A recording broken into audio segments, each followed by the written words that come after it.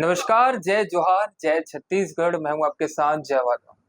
आपके क्षेत्र राजधानी रायपुर में अवलंबन वेलफेयर फाउंडेशन के द्वारा एक भव्य शिव महापुराण कथा का आयोजन किया गया है और हमारे साथ मौजूद हैं कथावाचक जयप्रकाश तिवारी जी, अयोध्या वाले। खास चर्चाओं का सिलसिला इनसे शुरुआत करेंगे। सबसे पहले प्रणाम महाराज जी, कैसे हैं आप? आनंद है, भगवान की महादेव की कृपा है जी। कथा का स्मरण आपने कहाँ से सीखा महाराज? मैं वृंदावन में बहुत समय रहा, अयोध्या में बहुत दिन जीवन से वहीं हूँ और सारा समय अयोध्या के साथ साथ अन्य बहुत सारे ऐसे स्थानों पर बीता। काशी में बहुत दिन रहा और धर्म संघ एक संस्था है, धर्म संघ नाम की एक संस्था है जो कि पूरे भारतवर्ष में है। धर्म सम्राट स्वामी कृपात्री जी महाराज की वह संस्था है जी। उसके गुरुकुलों में रह करके बहुत जगह मेरी शिक्षा और दीक्षा रही। जी, एक सवाल सबके मन में रहता है कि धर्म बड़ा या कर्म बड़ा? आपके हिसाब से क्या सबसे ऐसा है, धर्म और कर्म दोनों न्याय संगत बात है अगर उसको समझने की दृष्टि ठीक हो तो। धर्म के साथ किया गया कर्म, और कर्म वह जिसमें धर्म नियोजित हो, संयुक्त हो उसके साथ। जी। शिव महापुराण को लेकर एक बात तो सुनने में आती है कि दो जी। कथाएं चलती हैं, जी। एक सरोवर वाले बाबा जी, एक आप सुना रहे हैं। दोनों में अंतर क्या है? देखिए क्या है, सब महापुरुष अपने अपने तरीके से भगवान की गाथा को कहते हैं, है ना। भगवान की गाथा अपने अपने शब्दों में व्यक्ति व्यक्त करने का प्रयास करता है, परंतु मूलतः भगवान शिव एक ही है और सारी सृष्टि में जो कुछ भी घटित हो रहा है वह सब शिव की कथा है। जी। बाबा भोलेनाथ में बेलपत्र क्यों चढ़ाया जाता है? बिल्व पत्र की अनेक विशेषताएं हैं, है ना। भगवती के वक्षस से उसकी उत्पत्ति है। त्रिशाखैर बिल्व पत्रैश्च पूजिते शिव शंकर कोटि कन्या महादानम बिल्व पत्रम शिवार्पणम।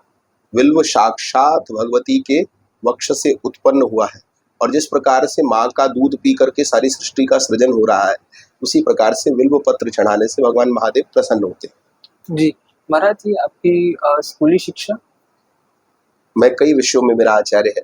जी। हाँ, भगवान महादेव की कृपा है, शिक्षा और दीक्षा के गुरु है भगवान महादेव।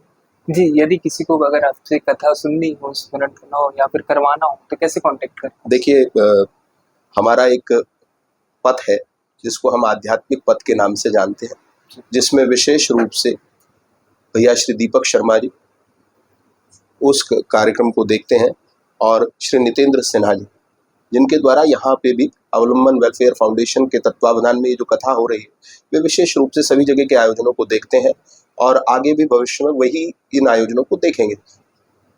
वो जी, आगे सिलसिला बढ़ाते हुए आपसे युवाओं के लिए चर्चा करना चाहूंगा। एक मादक पदार्थ है गांजा। वो कहते हैं कि ये भोले बाबा का प्रसाद है, इसलिए हम उसे ग्रहण करते हैं। देखिए क्या है, देखते हैं किसी भी दुर्व्यसन को महादेव से जोड़ करके जो लोग दिग्भ्रमित संसार को कर रहे हैं, मैं उनको केवल और केवल एक ही बात कहना चाहूंगा, महादेव किसी भी मादक पदार्थ से न तो प्रसन्न होते हैं, न ही उनका चरित्र इस बात की ओर संकेत करता है कि किसी को इस प्रकार के साधनों का प्रयोग करके अपने आप को स्वयं आनंद में स्थित करने के लिए या आनंद की अनुभूति करने के लिए आप सत्य आनंद को यदि परिक्षेप में रखे तो वो अच्छी बात नहीं। जी, श्रोताओं को शिव महापुराण क्यों सुननी चाहिए? देखिए शिव कल्याण है, शम कल्याणम करोति याशा शिवः, शांतिं करोति, है ना, शम करोति, है ना, जो शांति देता है, आनंद देता है, सुखद अनुभूतियां देता है, वह शिव है। जो भी जीवन में ये सब चाहते हैं, जिनकी ये अपेक्षाएं हैं कि हम सुख से, आनंद से, अच्छी अनुभूति के साथ जीवन को जिए, तो उनको भगवान शिव की कथा और शिव की शरणागति होना ही पड़ेगा और कोई और माध्यम ही नहीं है। जी, इन दिनों मनुष्यों में एक चीज देखी जाती है, मन काफी चंचल हो चुका है और काफी परेशान रहते हैं। दौड़ भाग चलती रहती है। उनको क्या कुछ आप सजेशन देना चाहेंगे? मनः एव मनुष्याणाम कारणम बंध मोक्षयोः। सारे जीवन में मन ही है, ये मन बड़ा चंचल है ना। इसको ही रोकना है, इसको साधना, इसको सिद्धि करना, इसके साधना से शिव को प्राप्त कर लेना।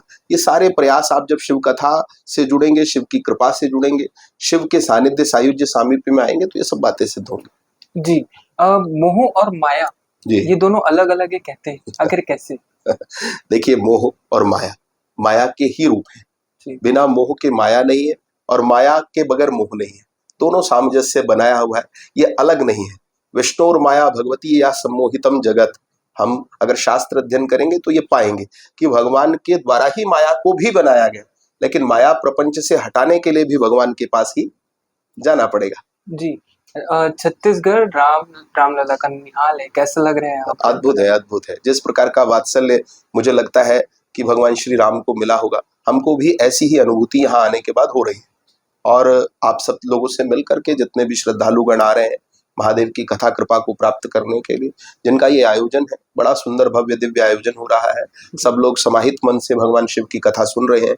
आगे सबके ऊपर भगवान महादेव की कृपा हो, इससे आनंद और क्या होगा। ननिहाल में बहुत अद्भुत आनंद है भगवान के। जैसे कि कई बार जो गुरुजन होते हैं वो मंत्र देते हैं और लोग उस मंत्र को कहीं पर भी बैठ के पढ़ते हैं, क्या ये सही है?